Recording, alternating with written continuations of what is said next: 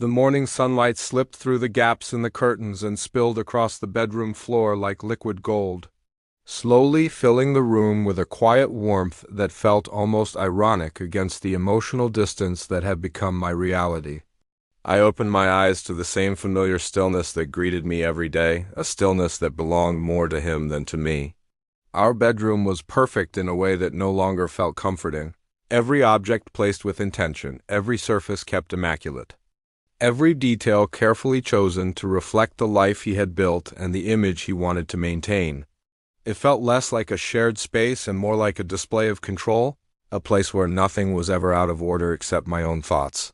The first thing I noticed as I shifted slightly was the emptiness beside me. His side of the bed was already made with military precision.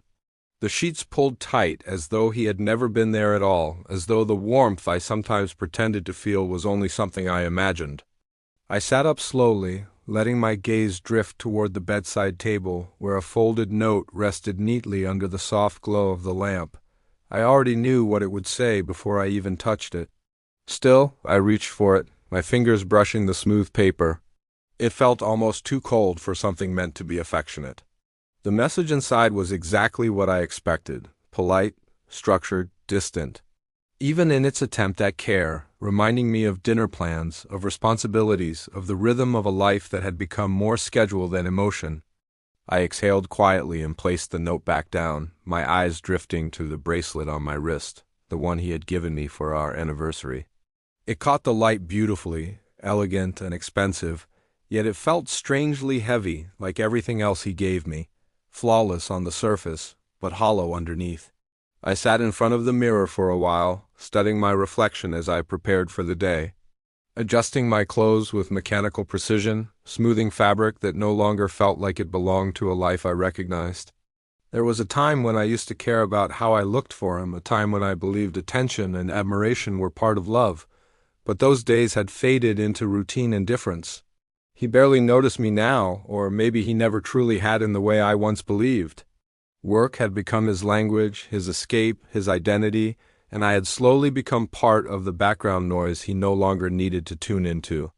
I told myself for a long time that this was normal, that marriage to a man like him came with sacrifice, that emotional absence was simply the price of ambition. But the truth had begun to press against me in ways I could no longer ignore. I missed being seen, not just observed, but truly noticed. I missed the kind of connection that made you feel alive instead of simply existing, and though I refused to admit it fully, I was beginning to realize how deeply lonely I had become. The office was no different from my home in its routine predictability. Meetings blurred into one another, conversations overlapped without meaning, and I moved through my responsibilities like someone performing a role. They had memorized too well until the moment everything shifted without warning. I heard a voice that cut through the monotony, like something both familiar and unwelcome, low, calm, and dangerously composed.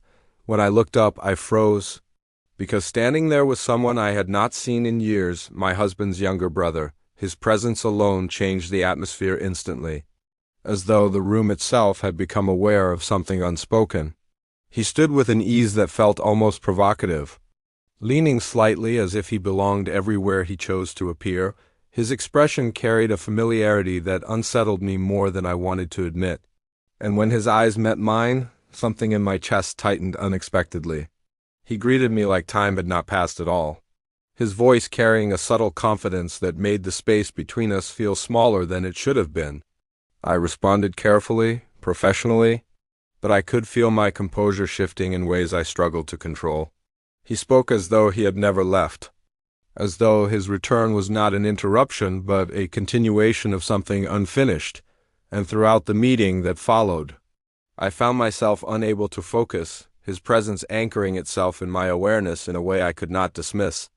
Every glance I stole revealed him already watching me, as if he were studying something I had not yet realized about myself. When the others finally left, I remained behind under the excuse of organizing documents. But in truth, I needed space to steady my thoughts. That was when he spoke again, quieter now, more direct, observing me with a kind of clarity that felt unsettlingly intimate. His words were not loud, but they carried weight. suggesting that I had changed, that something about me no longer matched the image he remembered. I tried to dismiss him, to maintain distance, but he stepped closer in a way that erased the comfort of professional boundaries. Asking questions that felt too personal for the setting, his tone never aggressive, only certain, as though he already knew the answers, and was waiting for me to admit them. I told myself to ignore it, to remember who I was and what my life represented. But something about the way he looked at me made that increasingly difficult. Later that evening, I sat across from my husband.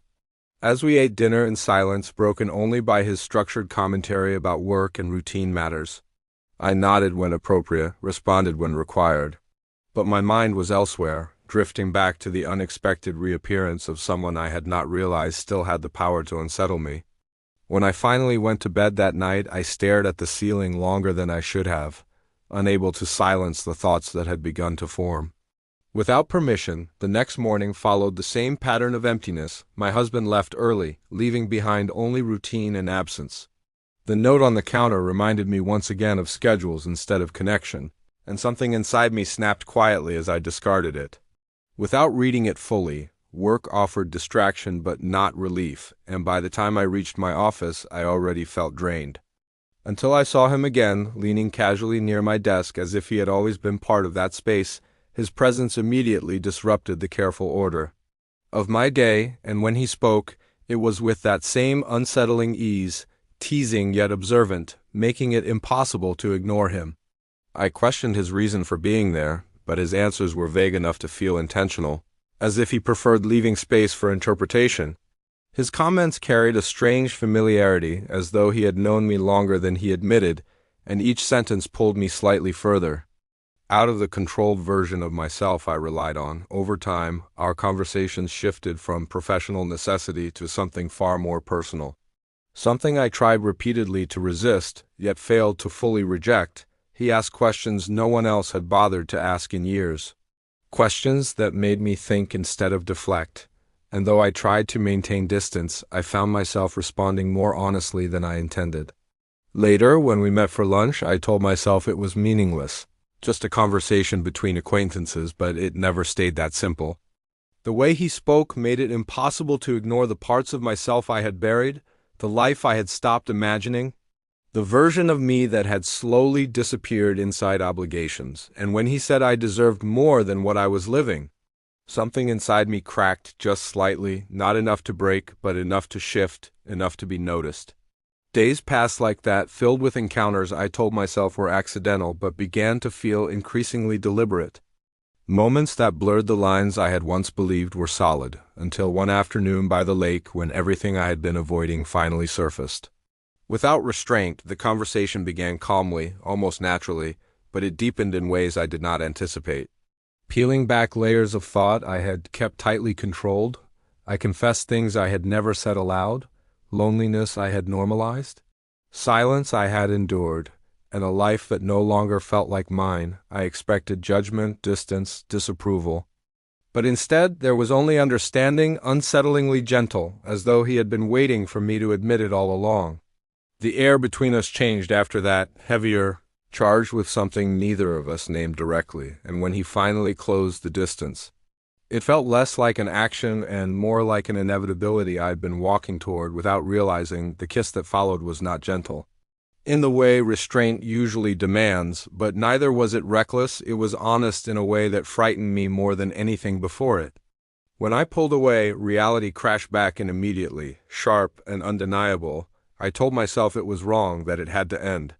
But even as I said it, I knew I was already standing on unstable ground, and what terrified me most was not the mistake itself, but the realization that a part of me no longer wanted to step away from it completely, as everything around me continued unchanged.